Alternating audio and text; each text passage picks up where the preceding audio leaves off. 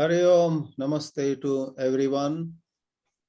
On behalf of the Fawai Forum, we heartily welcome a good friend of ours indeed, Mrs. Shweta Arya, to present this webinar on a topic which I am very confident will be of interest to all of you.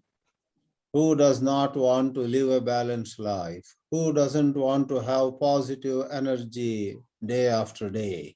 And that is the topic. Now, just a few words. My association, Fawai Forums Association with Dr. Kushal Shah and Shweta began, I guess, some 7 years ago. And it was all through some beautiful video of Sharada Mutt or Ramakrishna Mission, one of the two, where a number of speakers, Swamis, Swaminis, nuns, etc. spoke, and this young man, Kushal Shah, spoke briefly, and I liked that.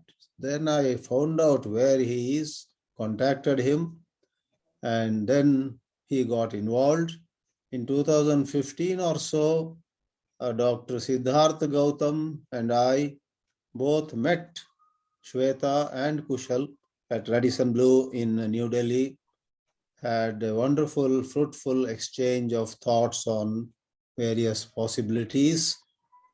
I once went and met them at their quarters in IIT Delhi, House Khas, and Shweta actually, who gave wonderful hospitality. I can never forget that. Something special she made for the afternoon snacks and tea.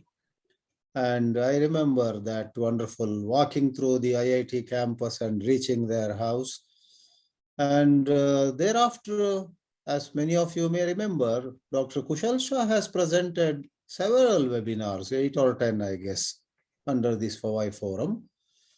And of late, we haven't had him present a webinar here, but we are aware of the wonderful work Shweta and Kushal both have been doing. They brought out a number of audio files about communication, about relationship and so on, which were very good. Then last part of it is, I noticed that Shweta has been offering wonderful sessions on Yoga Sutras, how they relate to daily life. I saw a couple of videos. I received invitations from them to a number of programs. That is how we thought of inviting Shweta, who has a master's in biotechnology and a master's in yogic sciences. We said this is the right candidate to inspire all our members and guests also at such occasions.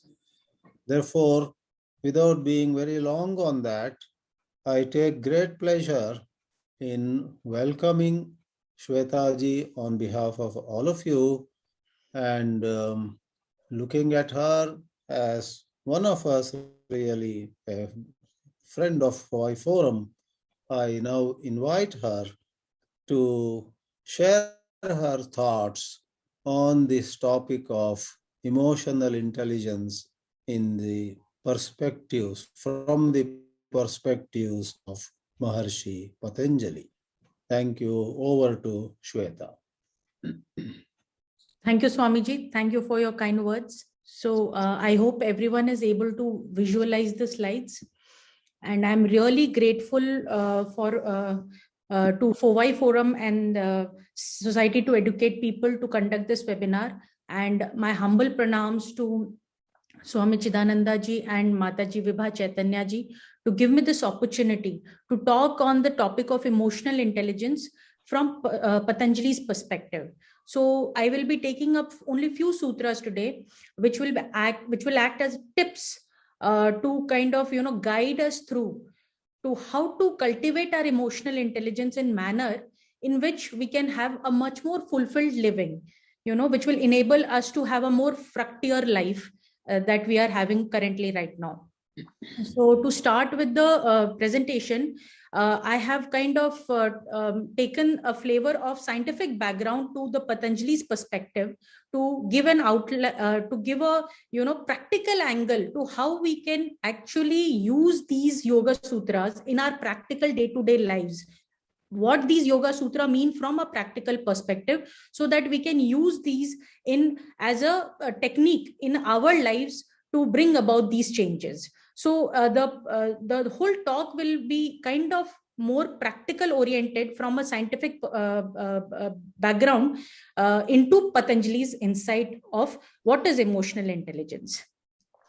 So when I say emotional intelligence, no wonder the COVID pandemic has given us much more depth and insight into this word, and the popularity of this word has kind of taken a multifold rise during this pandemic of having emotional intelligence of optimal levels. Now, the word itself constitutes of two separate words: what is emotion and what is intelligence.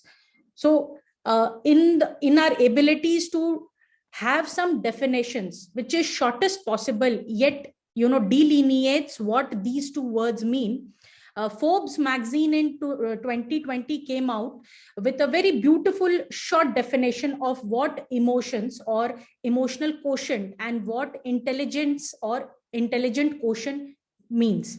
Now, this work was inspired by a very famous book by the same name, Emotional Intelligence, by a writer known as Daniel Goleman, few years back. So in this article of Forbes magazine, they define EQ as something that, spans about knowing ourselves, our emotions, our reactions to the outer world. And therefore, it is called as emotional quotient. In the shortest possible definition, it is about knowing ourselves, knowing us, my instinct, my emotions, my reactions.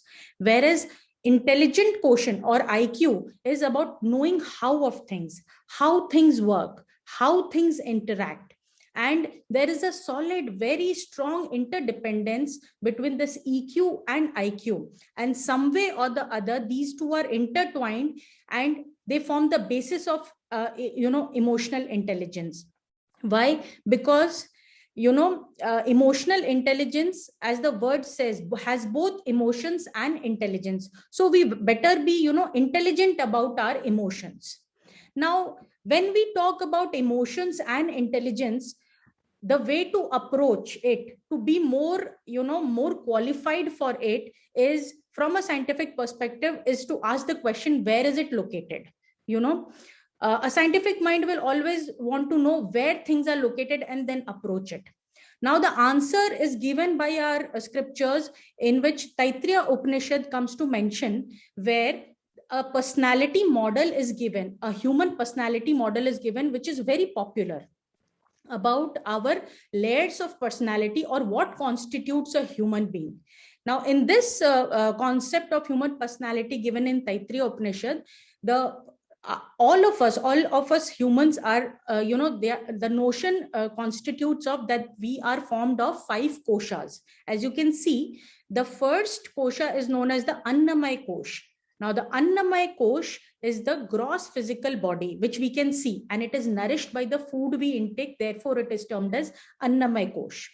Then it is perversed by Pranamaya Kosh, which is nourished by the breathing, the breath that we take. Now, from the Pranamaya Kosh, the rest of the 3 koshas start getting more subtler, in the sense they get intangible. We cannot touch, we cannot tell, okay, this is my Manomaya Kosh, this is my Vijnanamaya Kosh. So the third kosh is the Manomaya Kosh, or the emotional body. And the fourth kosh is the Vijnanamaya Kosh, or the intellect, our intellect. So clearly we can see that out of the 5 layers, one is the emotional layer or the emotional body, and one is the wisdom body or the intellect. So we are actually made of these 2 components, and they form a very crucial part of us. We are all emotional beings as well as intellectual beings in our own capacities. So these 2 aspects is very crucial for us, and therefore this topic of emotional intelligence becomes all the more interesting, since we are we have this aspect of arts in a very, in a manner which is very, it's crucial. It's a central component of arts. It is as important as Annamay Kosh or Pranamay Kosh. So this concept of Panchakosha model tells us that the Manomay Kosh, or our emotional being and our intellectual being, both are a part of our subtle body. Now, in Indian philosophy further, this concept of subtle being has 4 components in it, and therefore it is known as Antahakaran Chatushya. Antahakaran means inner, and Chatushya means set of 4, simple. So this set of 4 involves the subtle being of ours, which constitutes first of Chitta. Now, Chitta can be understood simply as a seat of awareness, in the sense it is a substratum where our thoughts come and go. The conscious layer of us, which is, the seat of our awareness, something that makes us aware. Then comes the Buddhi. It is our discriminatory ability. And the third of the Antakaran Chatushya is our Ahamkara, our individuating principle. What I like to do, what I would want to be associated with, that feeling of me as an individual, or the individuating principle, constitutes the Ahamkara. And the Manas, which is one of the most important components of Antahkaran Chatushya, is the one which works in tandem with the sense organs. We all know that we have 5 sense organs, and this Manas is actually is the one of the Antahkaran Chatushya which works very closely with the senses, and it interacts with these senses on a direct basis, and therefore functions further. Now, from this and from the Panchakosha model, we come to know that our emotional and our intellectual being both is a part of our subtle component. So we have a physical body that we can see through our eyes, and we have a subtle being which is intangible. We cannot touch. We cannot say, okay, this is where I feel my emotions, and this is where I feel my intelligence. So every living being on this planet has both these components of the physical form as well as the subtle body form. And this is what makes us a living being or a human and not a robot. Okay. So here we have to know that all these parts are a very crucial component of what, of us being called as a living being. Now, if we are both the gross body and the physical body and our subtle body, what is the linkage between these two? Because we will want to, work at a level which we can see, which we can perceive, to make changes in the subtle body. Now, we have seen that since emotions and intelligence are at our subtle body, we will want a physical manifestation which we can work upon to bring about the changes at the subtle level. So the next question arises that what is the tool, or how is this gap connected? What is the bridge between this physical form and the subtle body? And the answer lies in our nervous system. So nervous system is one of the most unique things about human beings. And among that, the autonomic nervous system. Autonomic nervous system is the one which is not under our control, which controls our organs in a manner which is autonomic, which is not under our control. Here you can see the brain, the heart represents the circulatory system, and the stomach, which is representing the digestive system. So our faculty of the brain, faculty of the circulatory system, now brain here indicates the whole nervous system of the central nervous system, and the digestive system. It is all under, it is innervated and pervaded by our autonomic nervous system. And this autonomic nervous system actually holds that key, which has the bridge that connects our physical form to our subtle form.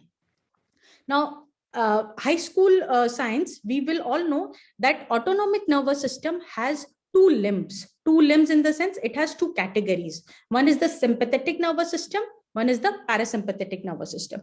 Now, these both limbs are very crucial for our normal functioning in day-to-day lives. How? Parasympathetic system basically regulates us or prepares us for the situations of flight and fight. In situations which are challenging, in situations which demands, those kind of attention where we need to act fast. Say suppose a challenge comes, so the way we react spontaneously, that reaction is mediated through sympathetic nervous system, and therefore it is said that it regulates our mode of fight and flight. Okay, and the second limb of it is known as the parasympathetic nervous system. Now that we are in a heightened state of reaction, how do we come down to our normal state of rest and digest? Because we do not live on that perpetual state of being on the brink of acting. We come down, we relax in a calm and warm manner. That coordination, that bringing off from that sympathetic nervous system, that balance is restored by the parasympathetic nervous system. So the balance between these two are very crucial for our well-being, in the sense that you will see in cases of, say, suppose you are in a challenging situation and you are faced with emotions of anger and distress, very normal reactions, very normal emotional reactions. These are triggered by our sympathetic nervous system. Now, how do we come back to our normal state? That is through our parasympathetic nervous system. So a balance between these two is very important. And this balance is actually brought about by a tool which is not autonomic. Since we are talking about autonomic means something that is not under our control. Now, this balance between sympathetic and parasympathetic nervous system is brought about by a tool which is known as breath. Now, breath acts as the bridge between the physical manifestations of nervous system to the subtle manifestations of our emotional states. Now, this breath is very important in the sense that it is the only autonomic factor, okay, which can be regulated to bring about which can be regulated to be made to be controlled by us. We can regulate our breath. So, and this characteristic of breath makes it such a sought after entity in yogic sciences. In yoga, you will see a lot of emphasis is given on breath, because it is that aspect of our system which is autonomic yet under our control. There is no other thing in our body which is autonomic yet we can control, and breath is the only thing. Therefore, that that importance is given to breath. And it is this importance of breath which is kind of shown or written in one of the authoritative texts of yoga, which says, Chale vate chalam chittam nischale nischchalam bhavet. Loosely translated as, the state of mind is intertwined with the state of our breathing. Conversely, if we can regulate our breathing, we can regulate the state of our mind. Okay. And since we talked about the subtle components, the 4 subtle components or the Antahkaran Chatusha, among that, Chitta and Manas will be the 2 components that will be talked about a lot in yogic philosophy, and especially in today's the Yoga Sutras that we will take for today's talk. So here we see that if we can regulate our breathing, we can regulate the state of our Chitta, or loosely translated as mind. Now, there are so many terms in Indian philosophy, in yoga scriptures, in many scriptures, that they do not have a direct translation in English languages, and Chitta is one of them. And similarly, the Antahkaran Chatusha that we saw, they are also, they don't have a direct translations in the English language. So they are termed as Sanskrit non-translatables. So here we are loosely translating Chitta as the mind, and we have to live with it because of the limited terminology that the language offers. However, we'll be using both the terms alternatively.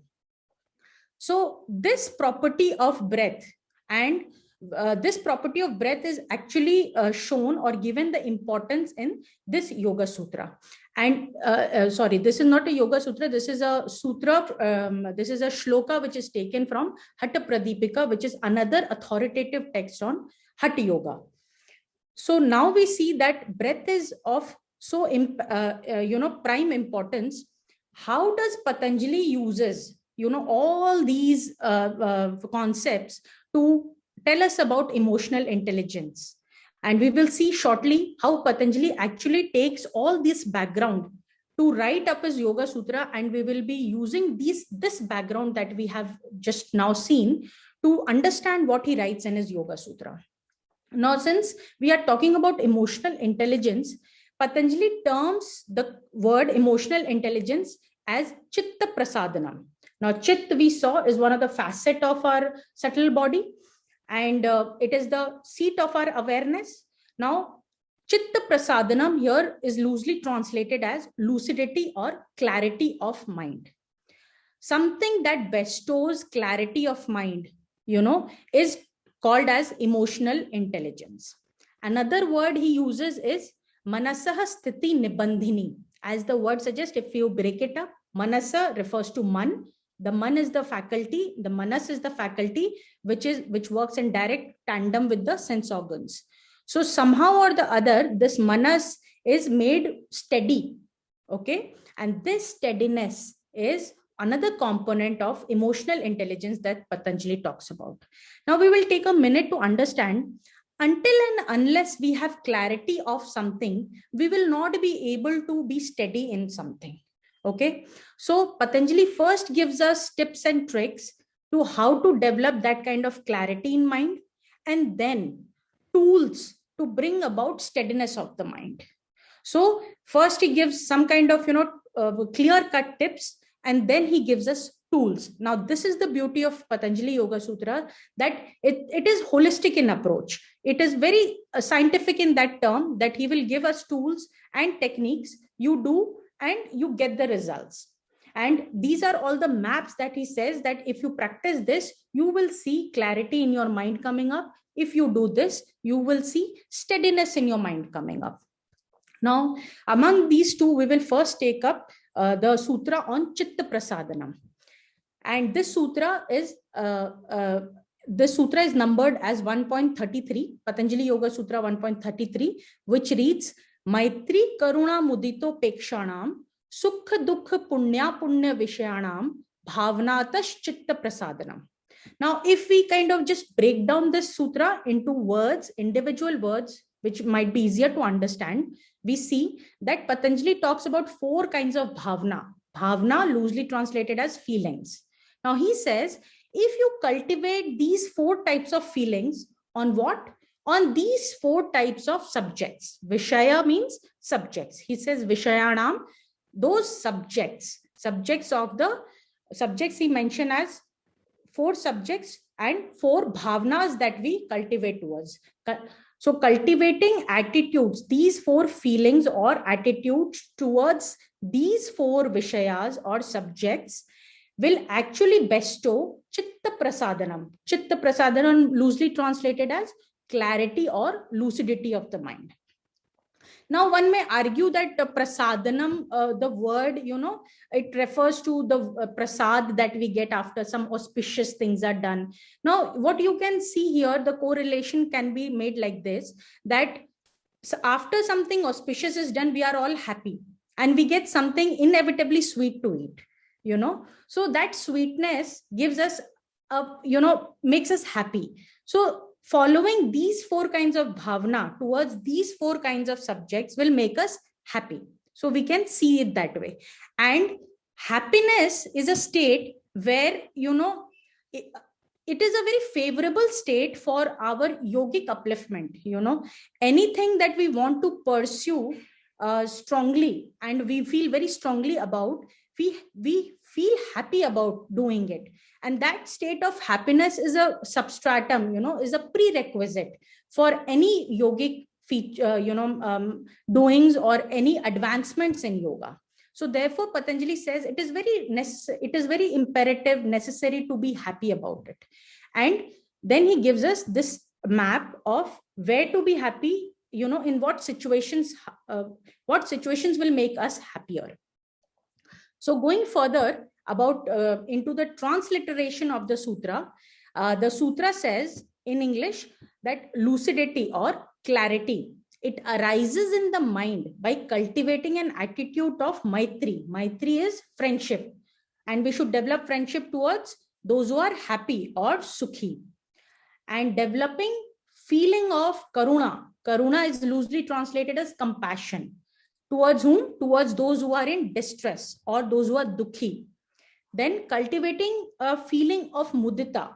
Mudita is joy, loosely translated as joy. However, mudita is much more than joy.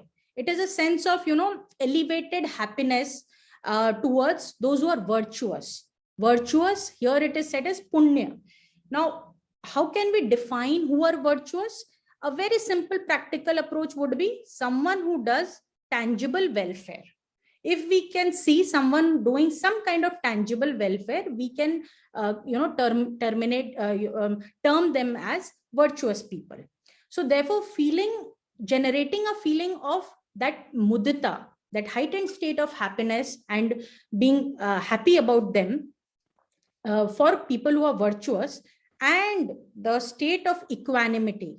Now, this is one of the most crucial things that Patanjali says, that you need to develop a state of equanimity towards who? Towards those who are non-virtuous. Now, how do we define non-virtuous? Somebody who is not doing welfare, tangible welfare, that we don't see doing tangible welfare. So you develop a state, feeling of equanimity. Equanimity here will not mean, it is like accepting the way they are. Just like we have 5 different fingers of our hands, we accept it just the way they are. Equanimity kind of refers to that state, accepting those people as they are. So here we see that he gives a very clear-cut instructions for these kind of 4 emotions to be generated or cultivated towards these 4 kind of vishayas. Now, vishaya here doesn't always mean people. It might mean circumstances. It might mean situations. And it might also mean things of our own doing. If we do something that is, say suppose we are in dukkha or we are in distress, we should, be compassionate towards us also. So this usage of the term Vishayanam is also very, it's tricky. It kind of takes in whole picture of people, situations, as well as the feeling that we have for us at times. So we see that Patanjali gives a very clear cut of instructions here about what will constitute as chitta prasadanam or lucidity or clarity of mind. Now, I will take a while also to kind of emphasize on the word bhavna. What is the meaning of bhavna? Here he says bhavna is cultivating of an attitude. Patanjali talks elaborately about training, about abhyas, about cultivation. So because training is the only language probably that our body understands. If we train ourselves with these kind of emotion towards these kinds of subject, eventually we will know how to react when the situation comes in that manner. So this training is of imperative importance, and Patanjali dedicates 2 to 3 sutras in whole 195 sutras about what is training, what kind of training, what constitutes good training. So therefore, it is very important to cultivate an attitude, in the sense we put our time, we put our resources in developing these attitudes of friendship, compassion, joy, and equanimity towards the given type of situations. So therefore, it is, and also it does not come easy every time. If we are in such situation, we might not behave in this manner. So training of our chitta, training of our physical being is very important to, to behave in these situations when actually these situations come. Now, when we talk about training, how do we go about it? Because half of the times probably we will not be even understanding that we are under those situations or we are feeling those emotions. So here the practical aspect or the practical basis that comes is Again, we will go to our slides on autonomic nervous system, where we say that the balance is very important about sympathetic and parasympathetic nervous system. Now, this balance which can give us that clarity of mind here is taken as doing Anulom Vilom Pranayam. Now, this pranayam or this yogic technique actually forms the basis of that tuning of our balance between sympathetic and parasympathetic nervous system. How? Now, if you recollect, many of you might be, well versed in this pranayam or this yogic technique, where we kind of go for alternate nostril breathing. We use one nostril first, and here you can see the bracket, which very, concisely demarcates the instructions for this pranayam, where we close one nostril and we inhale and exhale through the other. Then we close the other and inhale and exhale through the first one. What does it do? It actually, physiologically speaking, it kind of gives a balance between our right brain and the left brain. We all know that we have two hemispheres of the brain. Now, the right hemisphere of the brain is responsible for our emotional reactions, our emotional brain. It is called as the emotional brain. And the left side of the brain is known as the logical brain. Now, a balance is restored between these two hemispheres of the brain. Now, a balance will always, succeed with clarity. So, if we kind of perform this from the practical aspect, if we perform this pranayam, it will also help us or aid us in getting that state of clarity of mind. And in that state, we can probably execute those four feelings in a manner which is more helpful and more efficient. So this is the first Chitta Prasadanam that Patanjali talks about, the things that give us clarity of the mind. Now, once the clarity seeps in, Patanjali now gives us tools of how this clarity can be fortified, how this clarity can be strengthened. And there he comes to the subsequent Yoga Sutra of 1.34, where he says that Prachardhan Vidharana Bhyam Va Pranasya. Now, if we break the sutra into individual words for better understanding, we see that Prachardhan refers to forceful exit. And Vidharana, if we break up the word, V plus Dharana. Now, V will always refer to something which deviates from the normal. Okay. And Dharana is holding. It is kind of fixating. So a special form, special in the sense it deviates from the normal, hence it is called special. So this special form of Dharana, which is holding or fixing, since it is said in the reference of Pranasya, as we see, Bhyam refers to both what forceful exit and special inhalation. Since it is in terms of pranayam, the prana that he's talking about, the commentators say that this special dharana is basically he's talking about inhalation, because if there is a exhalation, it has to precede with an inhalation, and this inhalation is of special type. Now we again go to this word called va that you see, Prachardhan Vidharana Bhyam Va Pranasya. Now this particle va basically refers, now after the Yoga Sutras, after 1.33, after the Chitta Prasadanam Yoga Sutra, there are 6 Yoga Sutras which will all have this va. And this va refers to or. Or means you do that, you do 1.33, and the other 6 will follow it. In the sense, the other 6 will support it or, strengthen your practice if you do this. So here for this talk, I'm taking only 2. And this is 1.34, which succeeds 1.33. And it says forceful exhalation and controlled inhalation of breath has to be done. And what will it do? It will do va. Va means that. That is the previous one. What was the previous one? Conferring Chitta Prasadanam, conferring lucidity of the mind or the clarity of mind. Now the physical basis of it, we see there are 2 techniques, yogic techniques, which have this forceful exit in them. Categorically, they have a very strong component of forceful exit of breath. And they are known to kind of burn your baggage, burn your emotional clutter. We will see how it is done physiologically as well as in yogic terminology. Now, these yogic techniques of Bhastrika, which is translated in English as bellows breathing, and Kapalbhati. Now, this yogic technique is translated in English as skull shining breathing. Kapal means skull and Bhati means shining. So, these two yogic techniques actually have a strong component of strong exhalations, and therefore, if practiced, they form the physical basis for bringing about that state of lucidity of the mind. Now we will take a short while to understand what Bhastrika and Kapalbhati is. Pictorially, as shown here, Bhastrika refers to bellows. Bellows is the pipe of that goldsmith or blacksmith that you must have seen. And what do? They kind of forcefully exhale and inhale into that pipe to blow that fire, to burn that fire more intensely, more brightly, so that they can forge their, whatever metal that they want to forge in that fire.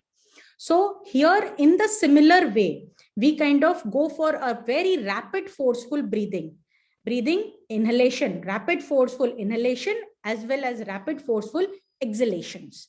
Now, here we see that the diaphragm is basically going up and down. So this is one of the technicalities that when you do this kind of pranayam, you should focus here. Now, connecting it with Patanjali Yoga Sutras, physiologically speaking, Bhastrika, it gives a lot of oxygen, supplies rich supply of oxygen and blood to your nervous system, to your circulatory system, to your digestive system. And as we saw, these three systems were the cornerstones of where our autonomic nervous system acts. So therefore, some way or the other, it will nourish our autonomic nervous system. If something is nourished well, it will function well. It can be regulated well. It will act well. So therefore, this practice will actually enable our nervous system to act well, and therefore it will help us to burn that emotional clutter that we have.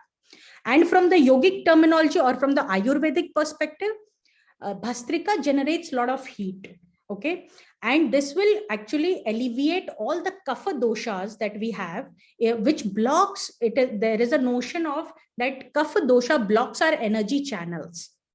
Dosha means it will be called as a dosha only when it is higher than expected. So if it is higher than expected, it will block those energy channels. And if the energy channels are blocked, automatically our capacity of reasoning, our capacity of acting, and our reactions will kind of be, they will be compromised. So that aspect from the Ayurveda and the yogic aspect, that it alleviates that kapha dosha, is brought about by Bhastrika. So from the physiology and from the Ayurvedic and the yogic angle, it will help you burn that emotional clutter that you have.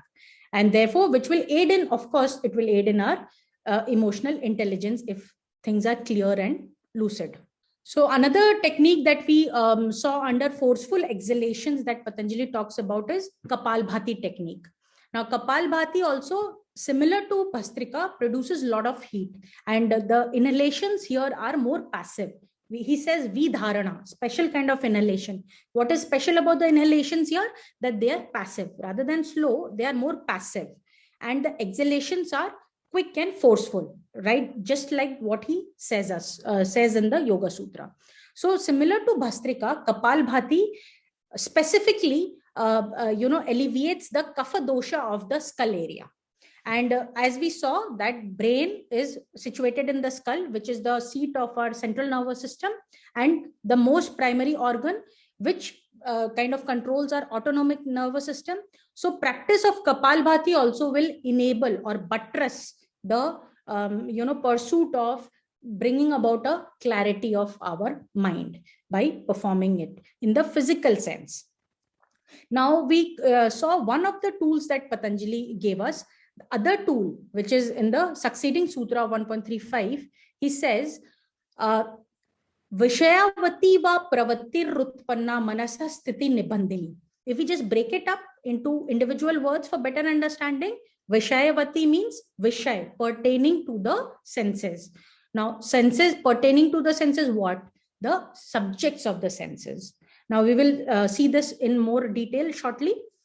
Vishayavati, subjects of the senses. Pravritti. Vritti means to go round and round. What goes round and round? Our thoughts go round and round. So our thoughts, pravritti. So you make it go round and round. You kind of recur your thoughts. And that practice is known as attention. Focus, attention. To what? To something that you are seeing. So recurring those thoughts, pravritti. Utpanna, to generate. Utpan karo. To generate those recurring thoughts towards what? Towards the subjects of the senses. Will bring out what? It will bestow us with manasaha sthiti nibandhini. It will give us the steadiness of the mind. Manasaha, as you saw, was the faculty of the Antakaran Chatushya which worked in tandem with the sense organs. Now here, since the Vishayavati refers to subjects of the senses, what it will do? It will bring about a direct, it will directly affect the manasaha in ways that it will bind it. It will give attention to it. It will bring about a state of focus, or ensure that the focus is brought about. That steadiness of the mind is achieved by subjects, recurring thoughts on the subjects of the senses. If we generate our thoughts. So in the sense, you see that this is actually a tool in which he says how to bring about focus or how to develop attention, that you make your thoughts go round and round towards that subject. Now here, needless to say, the subjects that we will use for our focus has to be sattvic in nature. Now, sattvic, in the most simplest manner, what we can say is that it should be positive. It should bring about a positive growth in us, a positive upliftment in us. So anything that does it is a sattvic subject. So now we saw that recurring thoughts on the subjects of the senses generate steadiness of the mind. Here again, you see that the particle va recurs. Okay, Vishayavati va. So this has to be done along with the first two sutras. Okay, along with the first two sutras, Patanjali gives us more tools. Now, why is he giving so many tools? Because he knows that not one thing works, one fit doesn't fit all.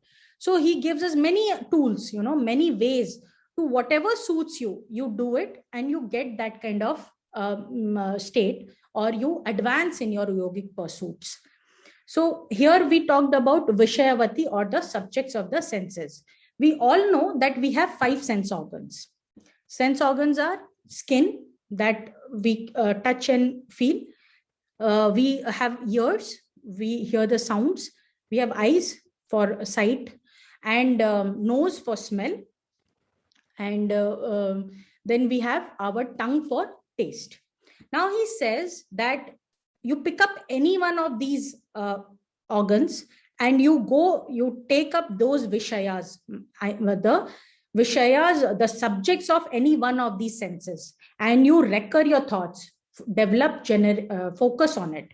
Now, developing that attention on it, you will develop steadiness of the mind. Now, a very easy and a doable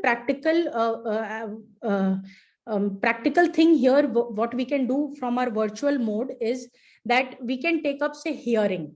Okay, this is just to give you an idea of how we can use these yoga sutras in our day-to-day life to generate that kind of attention or focus. Now, I will make you hear a kind of music, and you develop your attention towards that music. How? So you try to kind of listen to the music intently and try to identify the musical instrument that is played in those music. So that will give you a bait for your mind to keep your thoughts, to recur your thoughts on it, on that music piece. And so that gives you a tool to bind your attention to. And since it is a sound, it is a vishay of our ears. So now if you can just take few minutes to hear this music that I'll play, and try to identify what are the music instruments that are being played, and simultaneously try to observe what kind of mindset that you're having. Are you being attentive towards it? Are you able to draw your attention, make your focus stay on that piece of music, and you will use identification of the instrument as your tool, as your bait to kind of make your thoughts recur to that music. So just take few minutes, maybe 2 to 3 minutes, a beautiful piece of music. And if you identify, say 4 instrument, give a pat on the back, because that will be something. So I'll just play the music and enjoy the music.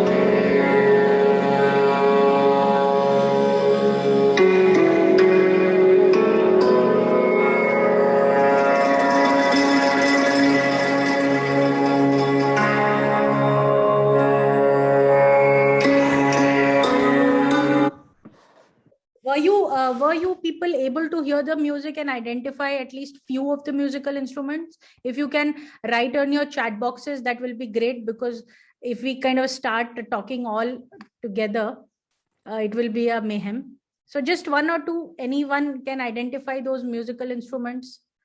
Or, could you get the idea of what, Patanjali is trying to say when he says, utpan, that kind of pravritti towards the vishayas of the senses? We could hear the music, Srinathji. Thank you, Srinathji. Can you identify 1 or 2 musical instruments? If you people can use your chat box to write down. Okay, I'll just keep the chat box on. You can type in if you can. Very good. Flute and Veena, Nayan Bhattji, very nice. Violin, sitar, flute, sarangi, tanpura, bell. Brownie point to Prasad Vepa. You could identify virtually all the musical instrument. Tamburi, very good. There was a flute and sitar. Yes, flute was the major one. So I hope I'm able to give you a kind of a practical insight into what Patanjali's Yoga Sutra try to say. So here I will end up the talk with a few take-home messages in a nutshell. And that is that we saw about how we can bring about a clarity of the mind in Patanjali's terms as cultivating 4 attitudes of Maitri, Karuna, Mudita, and Upeksha towards those who are happy, distressed, virtuous, and non-virtuous, one-to-one. And then we saw that we saw certain breathing techniques in the sense that those require forceful exhalations. Why? Because they help us to burn the emotional clutter by generating heat physiologically. Secondly, they will act on our nervous system, specifically the autonomous nervous system. And then they will balance the 2 aspects of the autonomous nervous system, which is the sympathetic and the parasympathetic nervous system. And you can remember the term as burning the baggage using Bhastrika and Kapalbhati. And then you can tune your balance using Anulom Vilom Pranayam. Now, to support this practice, Patanjali also says that we can focus our vrittis, focus our thoughts on the subjects of the senses. And needless to say, these subjects should be sattvic in nature. So in a nutshell, we see that Patanjali gives us, hands-on guidelines on about how to develop our emotional intelligence. Now, needless to say, in today's era, emotional intelligence is of imperative importance, paramount importance, because it is the basis of all the good decisions that we take in life, and which is in turn the foundation of all the success and satisfaction we feel or perceive in our lives. So therefore, Patanjali Yoga Sutras give us a very time tested set of principles which will enhance our emotional intelligence and thereby leading us towards a more fulfilled life. Now, I would like to really take up some questions, if any, or any comments or any suggestions. And over to you, Mataji. Thank you for your time. And I will really want to thank FOVI Forum and STEP and Swami Chidananda ji and Mataji Vibha Chaitanya ji to give me this opportunity to share my thoughts on Patanjali Yoga Sutras and his take on emotional intelligence. Thank you, everyone. Thank you. Before this question answer, would I just take a few minutes to speak something? Sure, Mataji. Sure. By the time they will be ready to ask a question. Sure. Yeah. So really, thank you very much, Shweta. We actually are in the Vedantic study, and Swamiji takes us to the deeper and deeper level of the Vedanta. And this tool is a prime help for us, where we need the clarity of thought. And today you have given really a good base that how this clarity we can reach.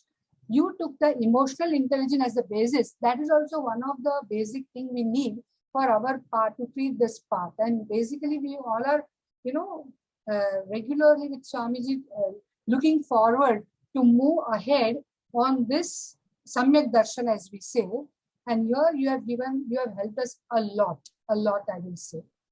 Like you said that emotional intelligence is Chitta Prasada and Manasthiti Nibandhini. So both the things are the basic need for our day-to-day conflict-free life and even the spiritual life what we are trading to. So this is really nice, and this Maitri, friendship, compassion, joy, and the equanimity, the udasinata, the upeksha vritti. This also is explained many times, but we never knew that Patanjali has given the series of shlokas in this way, which we can ponder and we can bring home, and actually we can apply to our day-to-day sadhana. Because basically we need this sadhana to be having that equanimous mind. And then you gave the techniques also, like this Vastrika and Kapal Bhati and Anulom Vilom. And that, how you actually related the breathing and the mind, that was really the basics, for us also. And it is the basic for life also. Like even Raman Maharshi has said in Updesh Sar also, that if you can control the breath, the mind automatically comes under your control. And this was a very nice point, that we have autonomous system. Breathing is involuntary, but we can make it voluntary. The sympathetic nervous system, what you said, is a reflex action in our day-to-day life. Like if I get a pinprick, then my hand will automatically go there. So now this, as you said, fright and flight. So this also, and then slowly taking us, starting from there, taking us to this, and then leading us to the practice, and through the practice, the clarity of the thought, and this clarity of thought enriches the emotional intelligence, and in turn, emotional intelligence bring us to the success and all what we do in life. So it is for the success in the material world and success in the spiritual world also. And spiritual world help us to bring the happiness, the true happiness in us. So this is a very nice shortcut you have given us. Thank you so much, Shweta. Very nice. If you can share the slides also with us, our participant will be happy to hear that. Yeah. Thank you. Over to all the participants who can now ask the questions. Thank you so much. I think, Shweta, now you can, pick up the questions. There are a few questions in the chat box, I see. Sure. No, the screen you can, stop. Okay. Yeah, now you can see everyone, and they can raise their hand. They can raise their hands also for asking the question, or definitely in the chat box they can write. I think in the chat box they have already written. You have the hold on chat box, correct? Yes, Mataji, I do. I see a few questions there. So does right and left hemisphere mean right and left lobe of the brain? Hareshwar Singh ji, yes, it does mean the lobe. Or, if you cut open the brain, you see one lobe here, one lobe there. Hemisphere mean half of the sphere, half of the semicircle that we have. It is the lobe of the brain. You are correctly stating that. Thank you. Whether these exercises help in improving short-term memory loss as more oxygen is forced into the lungs, blood and brain, from Ashok ji. So many times, see, short-term memory loss, there can be two aspects. One can be, a clinical short-term memory loss, where the nerves are actually, you have your nerves burnt from that memory area of the brain. I cannot comment on that situation, but so memory loss, as we, kind of, when we are having too much of burden, then we tend to forget small things, many things.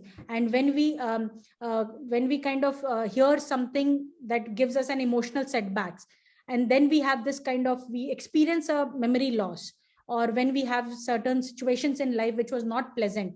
So in those terms, yes, these exercises, these breathing techniques that are being talked about, they help immensely, because ultimately they will all work at the nervous system level and ensure a better health to the nervous system. A better health of the nervous system, these are one of the functions of the nervous system, memory. So if the connections are good, you will have a good memory.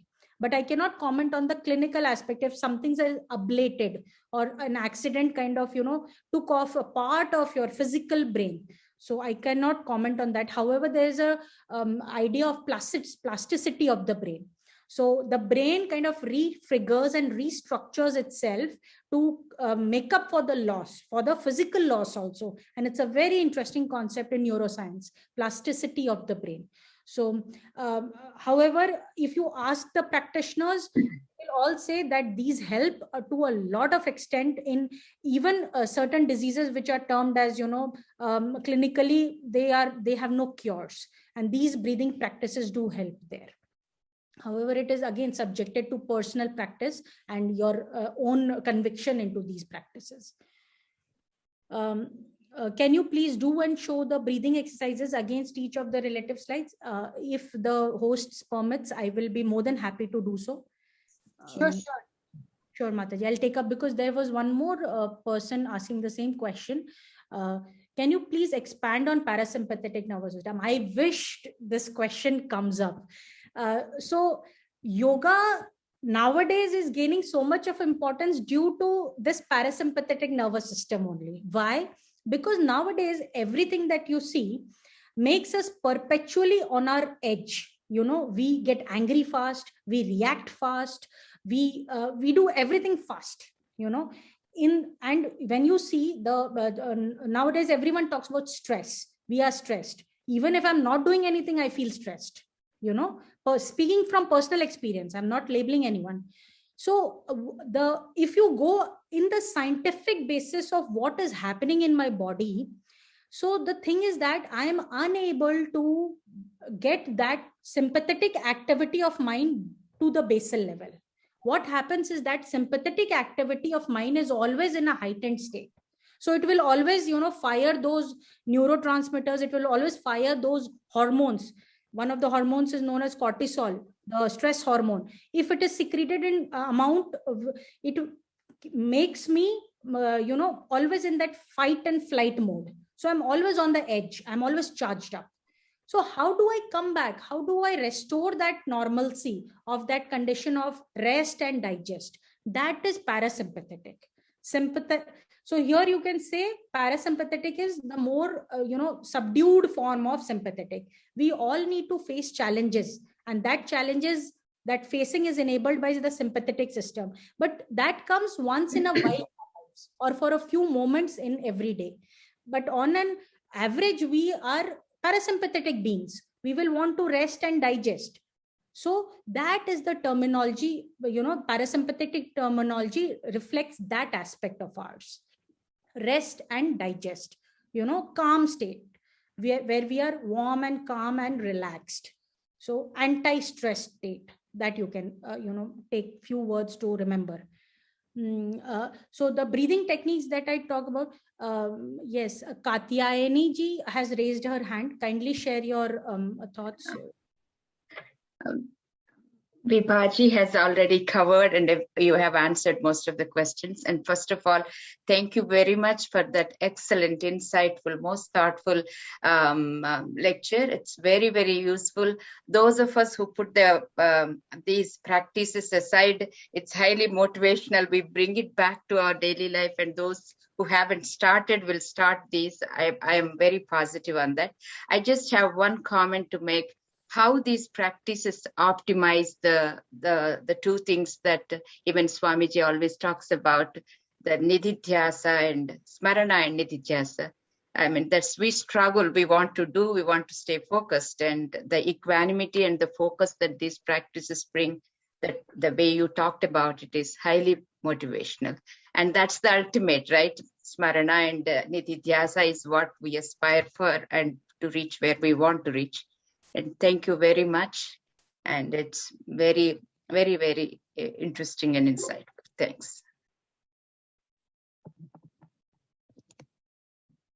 Probably Swamiji wants to, Katyayani ma'am wanted Swamiji to address this question from the Vedantic perspective of Nididhyasana and Manan. This Nididhyasana follows Shravana and Manana. And the three together are a different discipline. I do not think that they can be so easily correlated with Patanjali's Yoga Sutras. However, all that Patanjali says and the ways he guides us can complement Vedanta. They can go hand in hand. Yoga can enable a Vedanta student, like Shweta so repeatedly stressed, clarity of thought, lucidity of thinking, Chitta Prasada. And that Chitta Prasada is of great value in Shravana, Manana and Nididhyasana taking wings. Otherwise, I don't think they are talking the same. Jnana Yoga talks about the unity of all existence, the oneness, the undivided truth. And Yoga Shastra does not so explicitly talk about it. It talks about control of thoughts and I think coming upon true peace inside ourselves. So control and chitta vritti nirodha, cessation of thought, etc. Therefore, no, the correlation is a bit difficult, but we certainly would say they can go hand in hand, they can complement each other, and probably at the end of it all, they both the systems talk of the same, liberation. This is all I can say.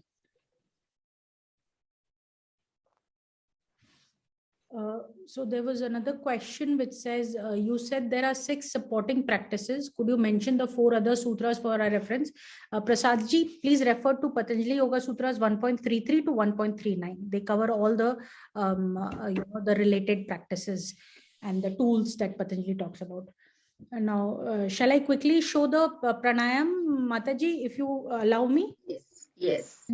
So we talked about Bhastrika Pranayam. We talked about the yogic technique of Kapalbhati. However, I would like to really make it clear that Kapalbhati is not a pranayam. It is a Shodhan Kriya, something that cleanses. So please, since I'm using both the things together, doesn't mean that Kapalbhati is a pranayam. And I categorically, ensured that I'm not using the word pranayam with Kapalbhati. And then we talked about Anulom Vilom Pranayam.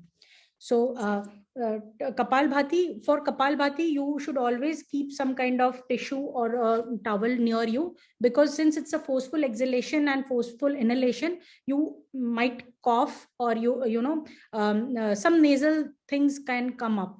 So for your safety, that you keep certain things, then sit relaxed in the manner that your spine and your neck is straight in a straight line.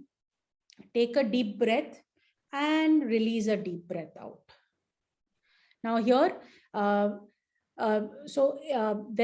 is a technique of abdominal breathing, in the sense, think of your stomach as a balloon. Now, if you inhale, think that that balloon is expanding. And when you exhale, think that the balloon is going inside. So this abdominal breathing is actually the correct way of breathing, or it is also known as yogic breathing. So one should ensure that you go for at least 3 to 5 rounds of that abdominal breathing to ensure that you can keep your right hand on your stomach. You take a deep inhale, you take a deep breath in, and feel your hands go out, just as they will be on a balloon, and the balloon expands and the hand goes out when you inhale. And as you exhale, the hand goes in, because the balloon is deflating or your stomach is going inside. So you do 2 to 3 rounds just to make yourself calm. Your nerves are relaxed. Always ensure that you are sitting straight, in the sense your spine and your neck is in a straight line.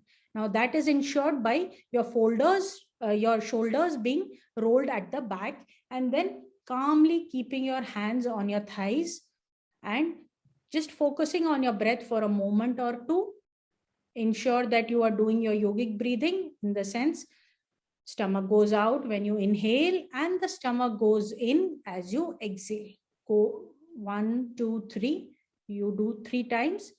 See yourself to be composed, and then you start on these pranayams.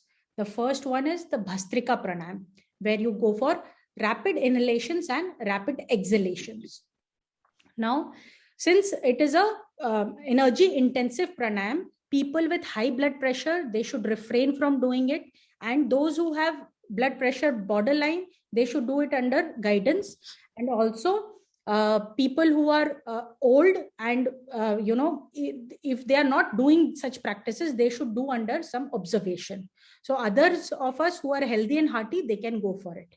And you just have to kind of forcefully exhale and forcefully inhale. Now, in your composure, when you sit down, you just inhale and exhale. You first go for a deep inhale and a deep exhale.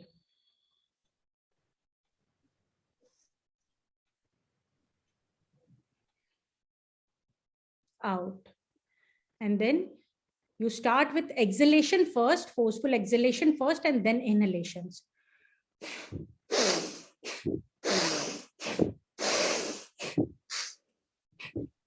So like this, when you do, you inhale and you exhale.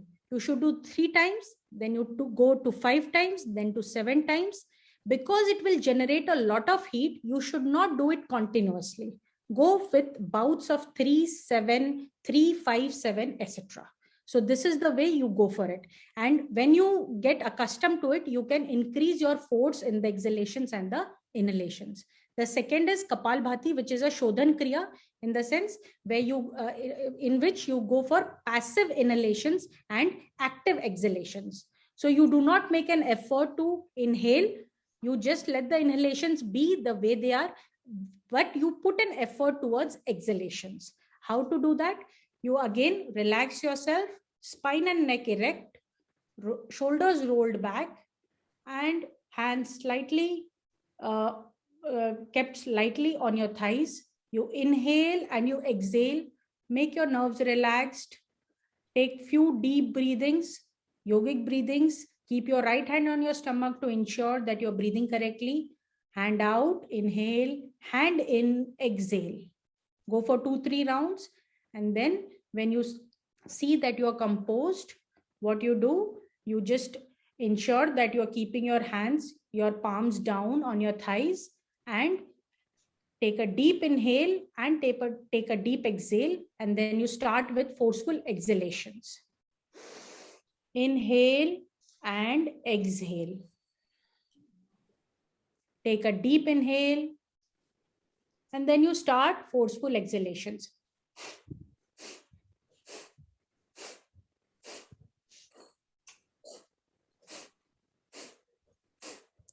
So you see that you are not making an effort towards inhaling. The inhalation is happening automatically or passively, whereas you put an effort in exhalations. So the exhalation should be rhythmic. It should be, with, and so this ensures a good practice of Kapalbhati. You need not force your lungs out.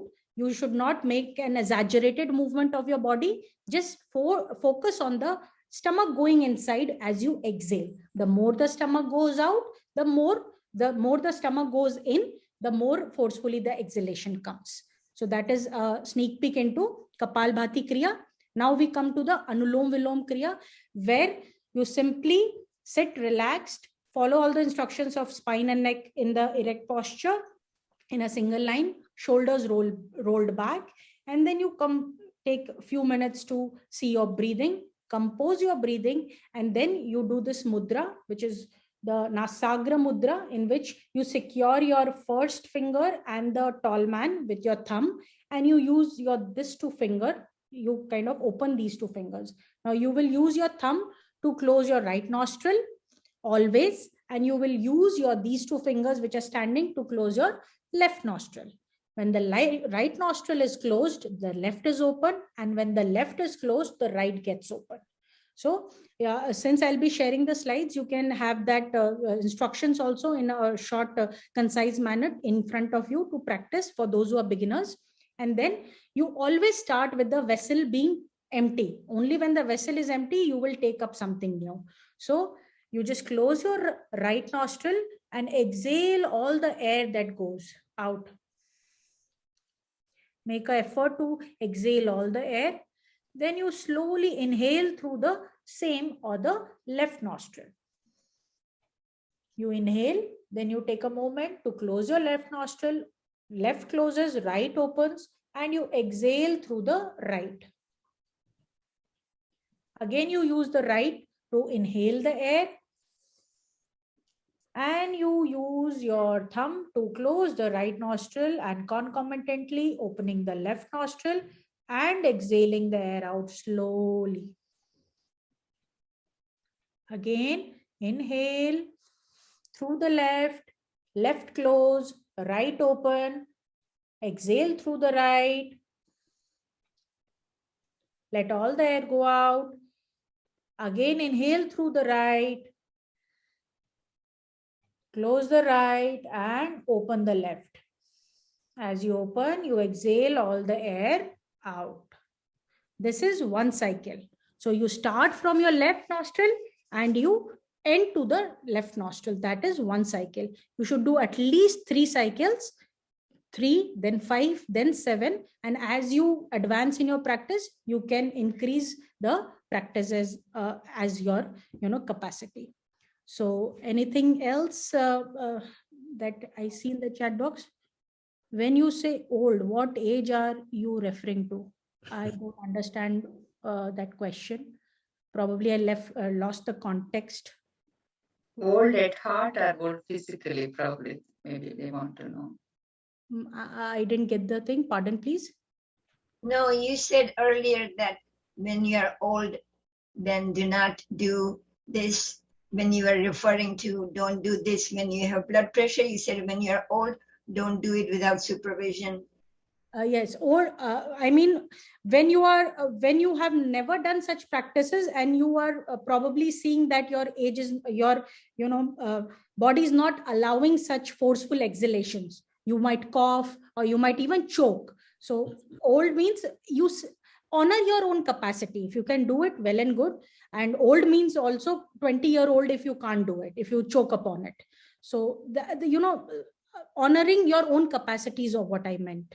So I hope I'm able to convey this, whenever. So if you can do it, well and good. If you can't do it, be it under a supervision that you learn. This is what is meant. So I would. Some on the YouTube. So I put one. Thanks from YouTube. Pravina Litur. Yes. You can read it on chat box. I've already put it on chat box. From YouTube it is. Mataji, is that a question? No, it's just a thing. Yes. Should I read it aloud? You can, or not read also. Yes, Mataji, I read it.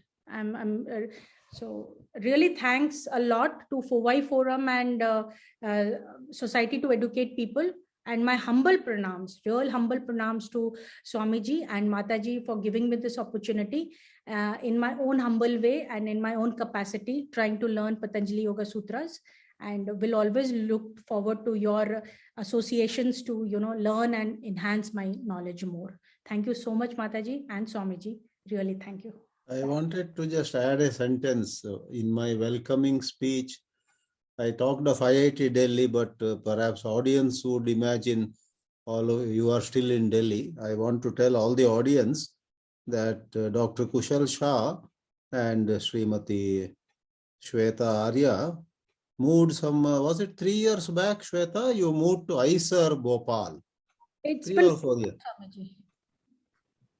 You are not able to hear you. 5 years. Oh, 5 years have passed by. I mean, we'll be completing 5 years soon. So we moved in 2017. Wonderful.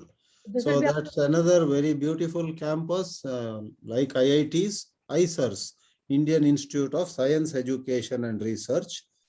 There are several campuses in the country. Are there some 10 ISERs now? Yes, Swamiji, total. Yeah, 10 ISERs, Indian Institute of Science, Education and Research, starting from Trivandrum all the way to, there is one in Mohali, nearer to me here, near Chandigarh. So Kushal and Shweta are in Bhopal, the capital of Madhya Pradesh, at the prestigious institute called ISER. I wanted to add this.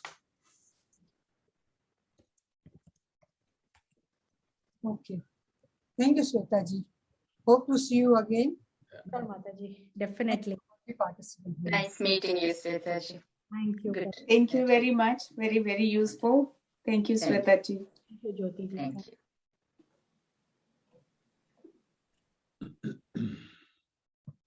Pranam, Swami. Hari Om Swamiji. Thank you. Thank you, Vipaji.